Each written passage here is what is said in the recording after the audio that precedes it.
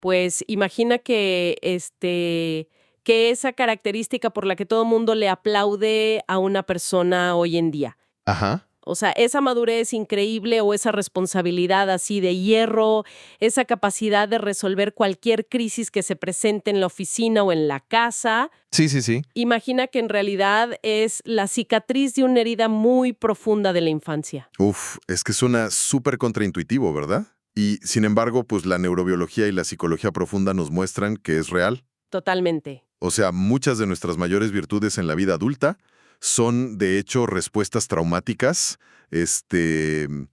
altamente sofisticadas. Son mecanismos de supervivencia. Mecanismos que se formaron cuando la persona era demasiado pequeña para defenderse de otra manera, no le quedaba de otra. Exactamente, no había otra opción. La neta cambia muchísimos paradigmas. Sí, es un material que te mueve el piso. Totalmente. Tenemos sobre la mesa los manuales de apadrinamiento y las fuentes de la Fraternidad Guerreros de la Luz. Y la misión que nos convoca hoy es entender cómo, pues, el entorno familiar no solo influye en las opiniones de alguien. Claro, no es nada más lo que piensas. Exacto, sino que literalmente cablea nuestro sistema nervioso. O sea, moldea el carácter y construye defensas.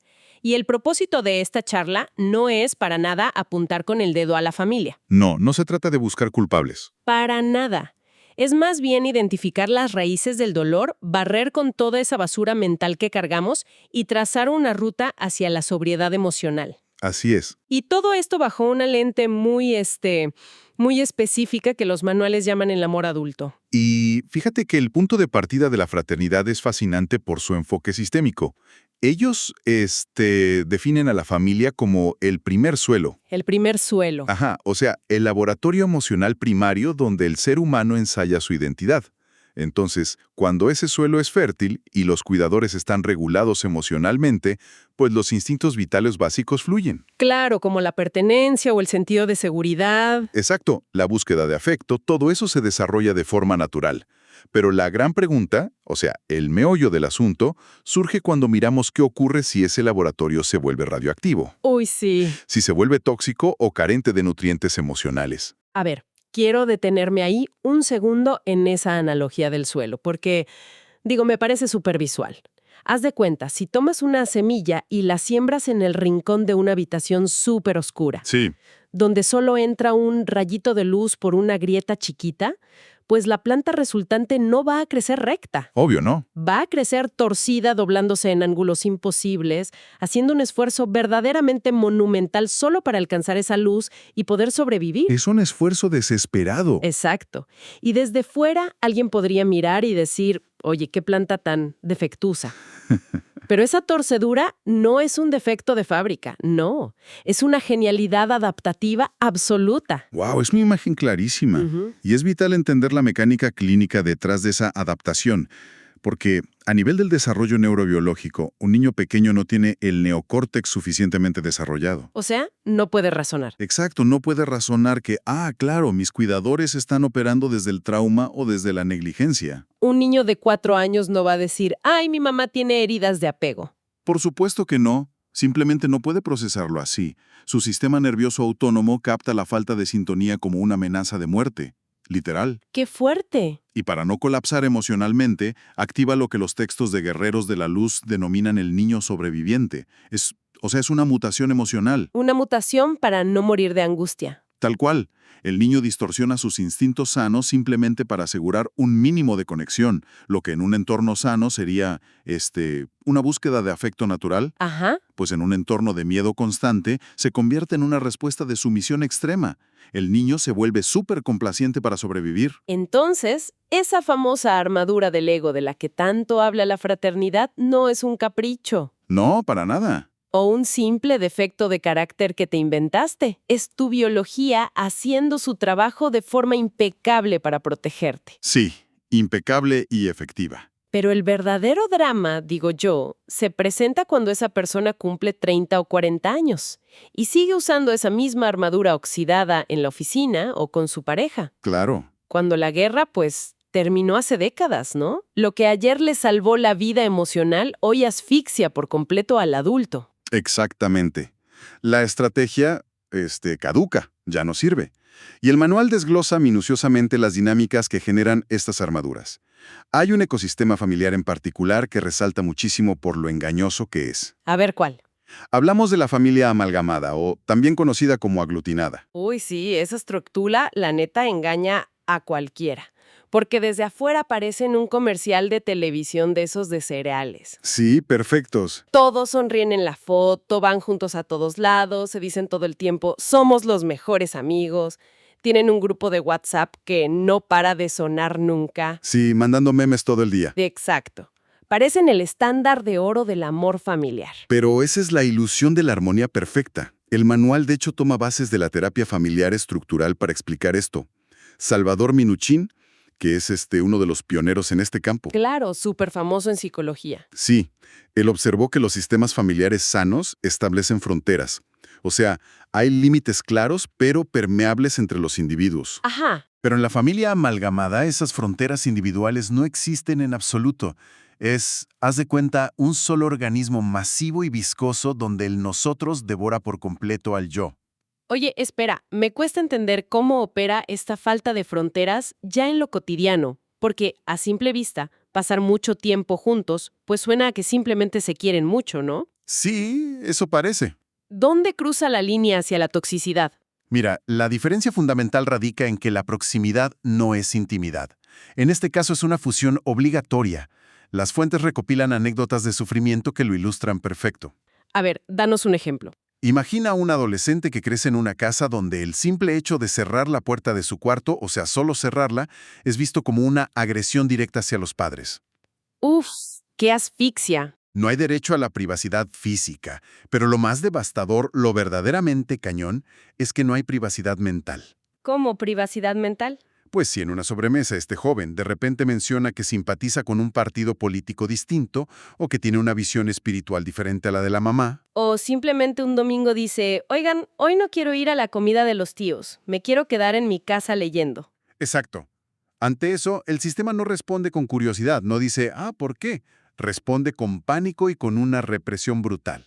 Claro, el acto de separarse, aunque sea tantito, se percibe como alta traición al clan. Traición absoluta. Y ahí empiezan a aplicar la ley del hielo o lanzan ese chantaje emocional que es letal. Tipo, me rompes el corazón con esa actitud o nos estás dando la espalda después de todo lo que hicimos por ti. Sí, se castiga severamente en la individualidad. Y el mecanismo psicológico que opera detrás de ese castigo es lo que en clínica conocemos como introyectar. ¿Introyectar? Sí, introyectar significa que el niño no solo escucha el mensaje de sus padres, o sea, se lo traga entero. Sin masticarlo. Sin cuestionarlo, exacto. Esa voz amenazante externa se convierte, de forma automática, en su propia voz interna. ¡Qué grueso! En este sistema amalgamado, la creencia introyectada es súper destructiva. Pensar distinto o alejarme un centímetro equivale a destruir a mi familia. Y por lo tanto, a quedarme absolutamente solo en el mundo. Tal cual, el instinto natural de desarrollar una identidad propia queda totalmente mutilado. Híjole, eso explica el cableado de tantos adultos hoy en día. Porque me pongo a pensar, digo, ¿cómo logra alguien separar el amor del control si durante sus primeros 20 años de vida la lección introyectada fue que son exactamente la misma cosa? Es que ese es el núcleo del sufrimiento. Y la respuesta lamentablemente es que no lo logran fácilmente. La consecuencia directa en la adultez es una codependencia aguda. Codependencia en todo. En todo, el cerebro de este adulto asocia la independencia con el peligro inminente. Por eso, establecer un límite sano desencadena en ellos la misma respuesta de pánico que sentiría alguien al borde de un precipicio. O sea, poner límites no se registra en su cerebro como una medida de autocuidado. No, para nada. La amígdala lo procesa como una amenaza de aislamiento total. Por eso, cuando finalmente intentan decirle que no a una pareja abusiva o ponerle un alto a un jefe explotador, Sienten una culpa, pero de esas culpas paralizantes, ¿no? verdaderamente paralizante. Sienten en sus entrañas que están cometiendo un asesinato emocional contra la otra persona. Es fortísimo. Está cañón. Y llegar a ver esa neta tan cruda a nivel personal debe ser desolador. Darte cuenta de que esa culpa aplastante que te ha dominado toda tu vida, en realidad no es un reflejo de que amas muchísimo, Ajá. sino que es un mecanismo de control que te tragaste sin saber. Digo, nombrar estas verdades te mueve el piso por completo, y tratar de procesar ese nivel de desilusión y empezar una reconstrucción en solitario, pues es prácticamente imposible. Es imposible. Requiere un contenedor excepcionalmente fuerte, exige tener herramientas probadas, mucha paciencia para el proceso y, de manera crucial, una comunidad. Una tribu. Sí, una comunidad que entienda milimétricamente la anatomía de ese dolor. Un espacio seguro donde nadie sea juzgado por las estrategias de sobrevivencia que tuvo que adoptar cuando era niño. Y bueno, proveer ese contenedor y esas herramientas es de hecho el propósito central de la Fraternidad Guerreros de la Luz.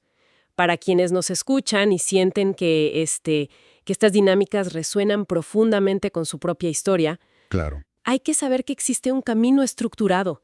Y la verdad es que al visitar la landing page oficial de la Fraternidad, es posible acceder a contenido premium, y este contenido permite seguir escarbando en estas metodologías de desarrollo humano y en todo su modelo de acompañamiento restaurativo. Sí, y a la par de eso me parece súper vital destacar que este movimiento se sostiene por y para la comunidad. Exacto. Ya han experimentado cambios a los que ya les cayó el 20 a través de estos manuales y desean apoyar.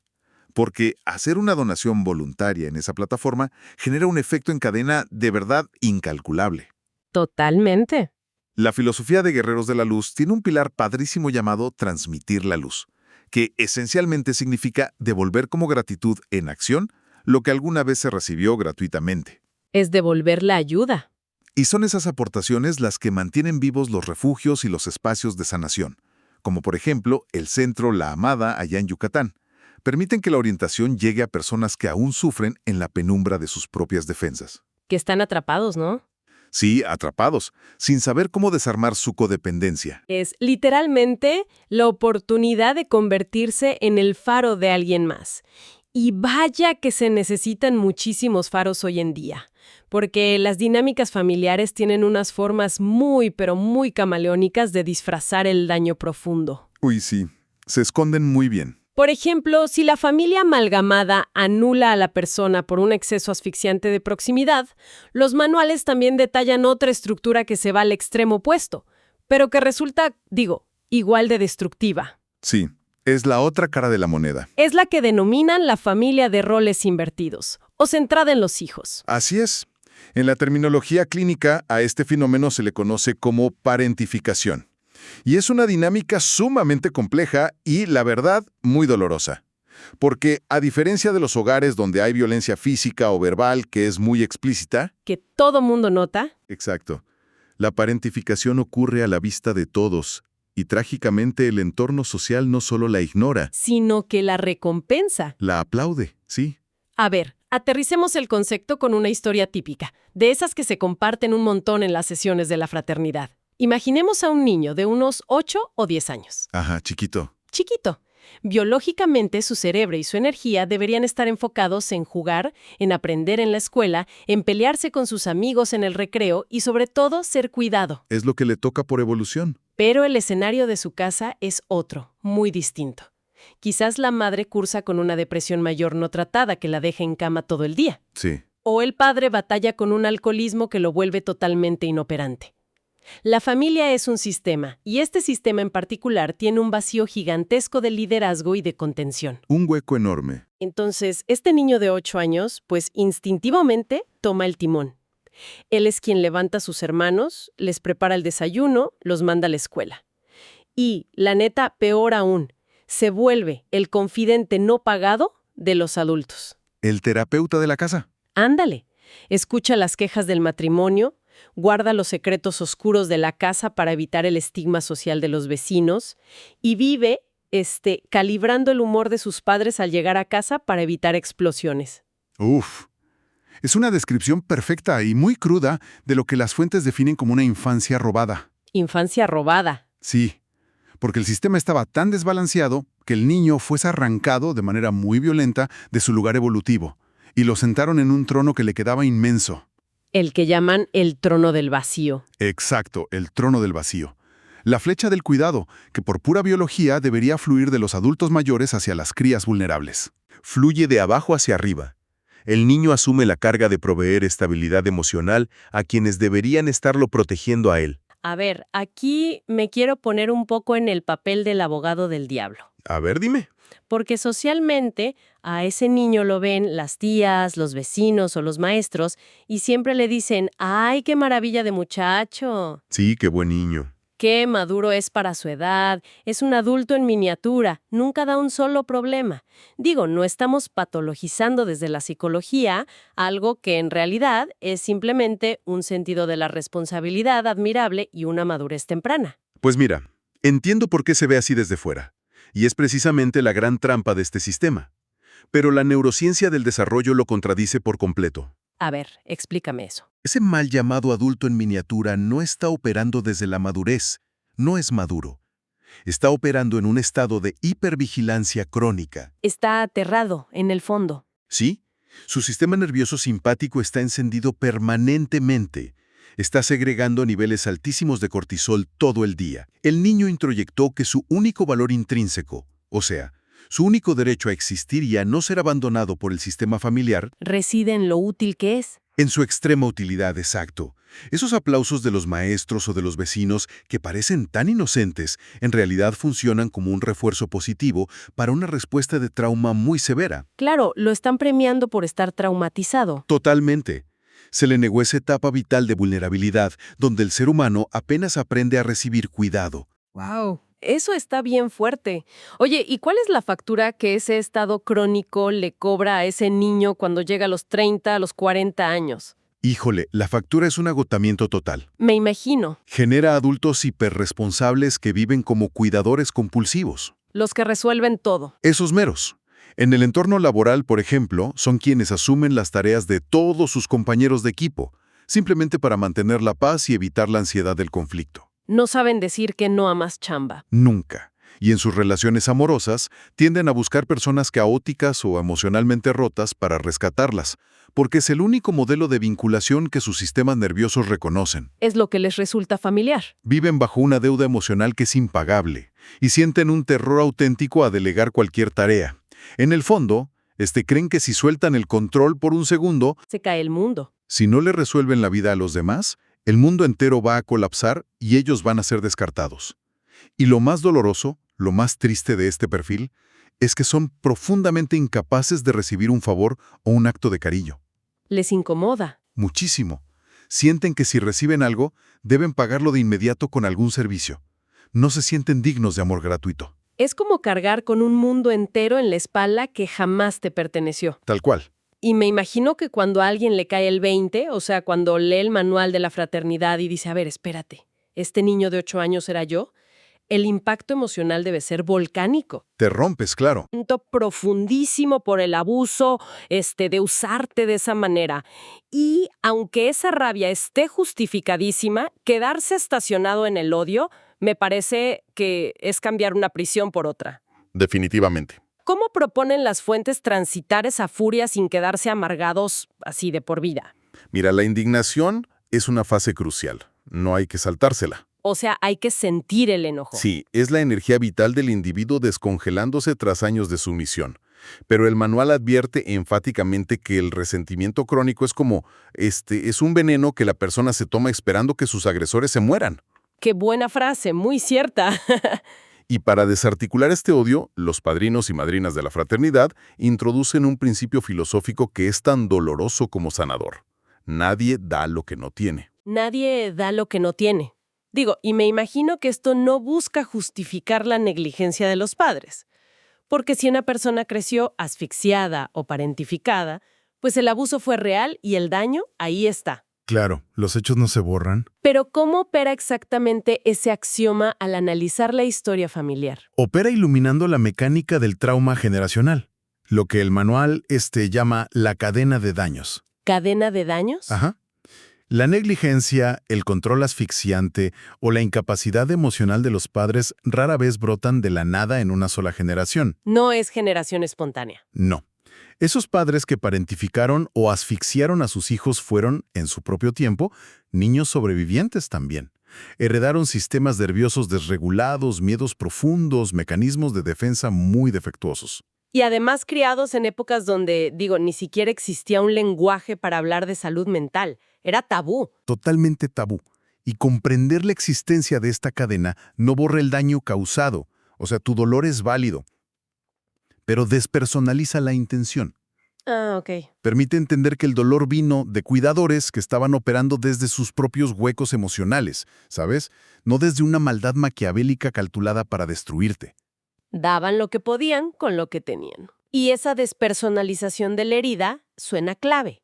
Te permite validar tu dolor sin tener que convertir a tus padres en monstruos absolutos. Exactamente. Y es aquí, en esta intersección entre la verdad y la compasión, donde entra la herramienta máxima que propone la fraternidad, que es el amor adulto. El pilar de la recuperación. Sí, ya vimos cómo se ve el amor codependiente y el amor ausente, pero ¿qué hace distinto al amor adulto ya en la práctica, en el día a día? El amor adulto es una postura de extrema responsabilidad y a la vez de firmeza compasiva. Ok. A diferencia del perfil codependiente que siempre infantiliza y rescata al otro, el amor adulto acompaña empoderando. Tratando al otro como adulto. Sí. Y dentro del programa de apadrinamiento, esto se traduce en aplicar una regla de oro. La verdad con dignidad. Verdad con dignidad. Suena potente. Lo es. Significa que el padrino o el terapeuta mira el dolor más oscuro de la persona con absoluta empatía, honrando el sufrimiento que vivió, pero simultáneamente le exige responsabilidad. No lo victimiza. No. Dice las verdades incómodas sin buscar humillar y traza límites infranqueables. O sea, es como decirle a la persona, honro muchísimo la armadura que usaste de niño porque fue la que te mantuvo vivo, te salvó, pero no voy a permitir que uses tu herida como excusa para seguir lastimando a otros Exacto. o para seguir evadiendo tu realidad en el presente hoy. Es un nivel de madurez brutal. Brutal, sí. Y esto conecta perfecto con un concepto que, al leer las fuentes, me pareció la culminación verdaderamente heroica de todo el proceso. A ver. Hablan de que, al sanar, el adulto se convierte en un cortafuegos. Uy, sí, el cortafuegos. Es una metáfora brillante. Explícanos cómo funciona. Pues mira, en tecnología de redes en las computadoras, un cortafuegos es un sistema que bloquea un virus o un ataque para que no infecte al resto de las máquinas, ¿no? Ajá, lo detiene en seco. Pues en el ecosistema familiar y generacional pasa algo similar. Cuando un individuo asume el doloroso trabajo de hacer este inventario emocional, de desmontar su ego y empezar a practicar el amor adulto, interrumpe físicamente la transmisión. ¡Qué belleza! La violencia, el abandono, la adicción y la codependencia, todo eso choca contra esa persona y no logran pasar a la siguiente generación. Se detiene ahí. Ya no pasa a sus hijos, ni a sus sobrinos, ni a sus alumnos. La persona absorbe el impacto histórico y rompe la famosa cadena de daños. Híjole, ese acto silencioso de romper la cadena es probablemente el heroísmo más grande que alguien puede alcanzar en su vida. Sin duda alguna. Y creo que esto nos da el encuadre perfecto para recapitular el viaje de este análisis a fondo, porque hemos derribado por completo el mito de la familia de comercial de televisión. Esa familia no existe. No existe. Lo que la ciencia y estos manuales de guerreros de la luz nos muestran es que solo existen sistemas integrados por seres humanos heridos, seres humanos utilizando las pocas herramientas emocionales que lograron recolectar por ahí. Así es. Y también comprendimos que aquellos rasgos de nuestro carácter que a menudo nos dan vergüenza o que nos meten en broncas... Como la hipervigilancia, ¿no? Esa o ese control extremo, o esa sumisión aterrada a poner límites. Pues no son evidencia de que estemos defectuosos desde el nacimiento, de que vengamos mal de fábrica. No. Fueron mutaciones adaptativas espectaculares de nuestra propia biología. O sea, fueron las armaduras que impidieron que nuestra psique se fragmentara en 1000 pedazos frente a entornos que no podíamos controlar y que siendo niños no podíamos entender. Claro, pero el desafío monumental que tenemos hoy en el presente radica en entender que esa guerra infantil, pues ya es historia, ya pasó. Sí, la guerra ya se acabó. Y seguir cargando con una armadura de acero que pesa 100 kilos para ir a una junta de trabajo o para abrazar a tu familia o para conectar con los amigos, Pues pesa muchísimo. solo garantiza aislamiento y muchísimo dolor. Así es. Formación emocional, resulta sumamente revelador considerar lo siguiente para llevarse a casa. A ver. ¿Qué pasaría si esa defensa que tantos conflictos le causa a una persona actualmente, Ajá. o sea, no sé, la necesidad obsesiva de control, el aislarse por miedo al rechazo o el evadir las confrontaciones, Sí. ¿qué pasaría si esa defensa fuera, paradójicamente, el superpoder al que hay que rendirle gratitud por haber protegido al niño que alguna vez fue? Wow. Porque reconocer y agradecer el servicio de esa vieja coraza es, casi siempre, el paso indispensable antes de poder desatarla y por fin dejarla caer. Qué profundo. Y el camino hacia la sobriedad emocional nos demuestra todos los días que la sanación jamás exige que nos odiemos a nosotros mismos para poder cambiar. Jamás. Es inquebrantable para habitar el presente desde el amor adulto. Así es. Es un ejercicio tenaz de honestidad que nos devuelve la dignidad, recordando siempre que solo por hoy podemos caminar distinto.